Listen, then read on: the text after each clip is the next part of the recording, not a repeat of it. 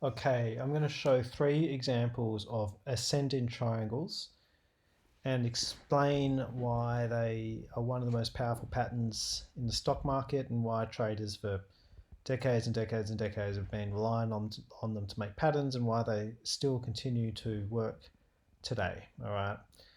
There's 2 kinds of ascending triangles. You've got continuation and reversal patterns. So I'm going to focus here on continuation patterns where the triangle is forming in the same direction as the overall trend. All right, so this is a pretty well-known example on NVIDIA, obviously listed on the NASDAQ. And you can see here that, this is back. This one was, a 2024 breakout, right? So this was in a long-term uptrend before the triangle formed, okay? So it's just, trending up and up and up, okay, since these lows back here in 2022, and it trends up, it goes up a lot until it forms this high here, okay? And this high point is obviously a short-term high, and then the stock starts going down, right? Now, the key point of ascending triangle is when you look at a textbook or when you look at some article online, they all look kind of like that, okay? And it looks very perfect and pretty, doesn't it? You've got like this uptrend and then it has this flat resistance, and then you have all these lows which are getting higher. And this is the key point, right? You got the stock forms this high, comes down, forms a low, comes up, hits that same high on the flat resistance, comes down. But this low here is higher than this low. So you've got higher lows, right? And so then it rallies up again, hits this same resistance, comes back down, but then once again, this low is not as low as this one, it's higher. And then this is called like a volatility contraction pattern. So it all just starts compressing up into the edge of this triangle. Now, to form a ascending triangle, you only need 3 touches of this resistance line, right? So this has 5. And to be honest, like this triangle isn't really perfect. It's kind of coming too close to the apex of that triangle. Usually a perfect one will have 3 tests and then it will break out around about here, okay? If you see it come to the very tip here, it's probably not ideal. Ideally, you want it to break out around here, okay? But it is what it is. Sometimes it can have 4 tests, 5 tests. Like, it's just, the thing is about, you've got textbook stuff and then you've got real world stuff. And so I'm going to show you some examples so you get it, right? And then, so back to the example on the video, you have this long-term uptrend, forms a high, comes down, forms a low. Okay, all this stuff's irrelevant, it just formed a low, that's the main point. Then it rallies up again, but it doesn't go above that. It just kind of goes to the same level pretty much, and then sells off. Okay, so obviously people see it get back up to this old high.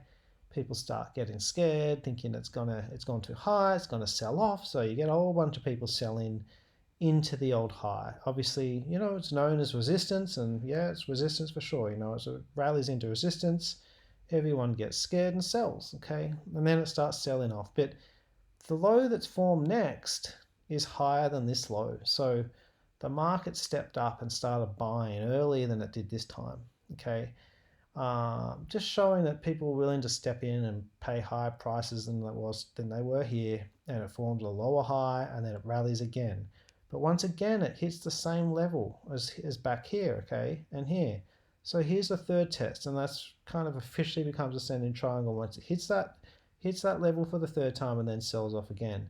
You can see here it just sells off, it comes up, it stores, and then it comes back down and has this final little flush, and it forms another low here. Now this low obviously is once again higher than this low. So you've got 3 rising lows, okay? And then eventually you get your breakout. Now, ideally, especially on the formation of the triangle, you should have an increase in volume. If ideally, in a perfect world, you can see here, we have pretty decent volume come in. And then ideally in the retracement periods, you have pretty low volume. And I've learned over the years not to pay too much attention to that. But the key things that I like to see is an increase in volume and the formation, and then on this very, very kind of right-hand side, the VCP before the breakout, a nice dry up in volume. So if you go back and study this chart, like this green moving average here is a 30-day moving average volume. And you can see here from like the 21st of December, I know that's Christmas, so volumes tend to be a bit low anyway, but all the way up until kind of early Jan, you have a bit of a drop off in volume. But then on the breakout, right, this day here, the 8th of Jan, it's like the volume's clearly up, right?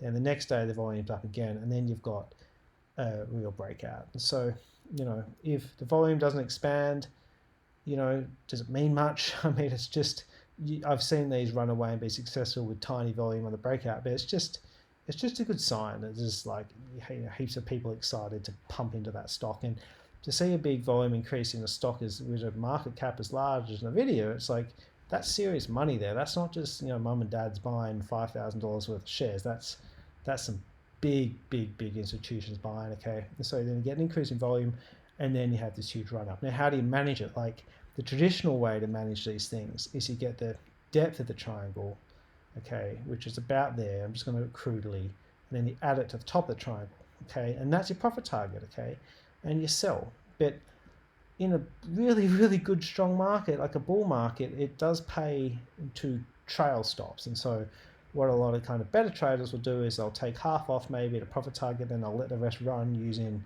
whatever trail stop loss method they choose. And they might use an ATR or a moving average or a support, whatever, as long as they are happy with what they choose and they're consistent with how they apply it. Now, the risk on the trade is just where you choose to put your initial stop loss. Okay, sometimes people put it below the day or the day before the breakout. Sometimes they choose a little pivot or a swing low. They choose a support level. They choose a 10% or 8% away from the breakout level. Once again, it's each for their own. You just need to come up with a stop loss that makes you sleep at night. It helps you sleep at night. Now, let me just get the next one. Now, I wanted to show Tesla next. This is back once again in 2024, just because everyone's heard of Nvidia and Tesla, and so it's good to show them. Right, I'm going to show some little stock that no one's heard of next, so you can see that it happens in little tiny stocks in faraway countries. But here is a looser, less kind of classical, less textbook one, but nevertheless it is definitely ascending triangle. Right, you have a big rally. See this huge volume that's coming on this rally here up into a high, then you have it sell off. And this is a wild sell-off, okay? It's a long way from that high, but then you have this long grinding uptrend up pretty much to that level. Remember, this is not a textbook. This is a real world, right? And it doesn't hit that level exactly, but it's pretty damn close. Okay, this would also looks pretty good on a weekly chart. When if Flickhouse did that last Nvidia example, gets close to this old resistance, sells off. Okay, you have a gap, and once again, it's a pretty deep sell-off. Okay, goes from 263 down to 217 or whatever, 215. It's a pretty deep sell-off. Then you get this like island reversal down here where it gaps down into the island and gaps back out of it. Hits that resistance, same resistance, okay, sells off, okay. It's pretty significant resistance at this stage because you're looking at it and thinking it failed here, it failed here, and it failed here, okay. Then what happens? Okay, look at this retracement here. Once again, study this volume, okay, super low volume on right before the breakout on the right hand side. Then one day this thing gaps up on big volume. Okay, have a look at the volume coming in on these days. Okay, you can see it here, sticking out like a sore thumb, isn't it? Just bloody big volume comes in. Then this thing rallies hard. Okay, once again, what's your risk on this? It's up to you. You can choose to put it here. You can choose to use a percent stop, an ATR stop, whatever the hell you choose. What's your profit target? Okay, you can take the depth of this thing, right? Add it to the top. Profit target got hit pretty easily, didn't it? Once again, it pays to trail some of your stop loss as well. Okay, just always good. Also keep in mind that what goes up can come down, and this rallied hard, hit its profit target, went a lot more than its profit target, and then it reversed and started dumping. Okay, so it's just good to remember that things do go down after big rallies. Now, one last one to show. This is a little stock called SMR. It's not listed on the US markets. This is on the Australian Stock Exchange, and most people would never have heard of it. And I just wanted to show it because it's a much smaller time frame ascending triangle. You got this downturn here, and then you got this flush out and a rally, and it forms this little mini ascending triangle. Have a look at this, right? It rallies into this high, comes down, rallies again, comes down, but this low is higher than this low, rallies up. Not perfect, isn't it? Doesn't hit the exact resistance, but it's pretty damn close. Comes down. This low is higher than this low, and this low is higher than this low. Then it finally breaks out. Okay. It's clearly a triangle. It's clearly an ascending triangle. It clearly has a horizontal resistance, and it clearly has 3 increasing higher lows. The key thing is that sometimes you'll see people draw ascending triangles with, say, 2 highs or whatever, and it's like, for them to really be powerful and reliable, you need 3 tests of the resistance, 1, 2, 3, and you need 3 higher lows. If you've got 3 and 3, you've got yourself a great pattern. All right, as long as you can have some volume confirmation. See, once again here, nice volume on the rally, tiny volume before the breakout, nice volume on the breakout, and then bang. Okay, easily hits its profit target and then some.